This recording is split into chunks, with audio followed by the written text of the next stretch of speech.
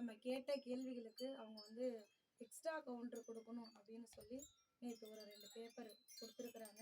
அந்த 2 பேப்பரை படித்து பார்க்கும்போதே நம்ம நெஞ்சு வந்து பதறுது. நம்ம கேட்கக்கூடிய தகவல் அனைத்துக்கும் அவங்க என்ன சொல்கிறாங்க, இதெல்லாம் உங்களுக்கு இருக்குது, இது தேவையில்ல, அது தேவையில்ல அப்படிங்கிற நம்ம கேட்ட தகவலை அவங்க கொடுக்க கிடையாது.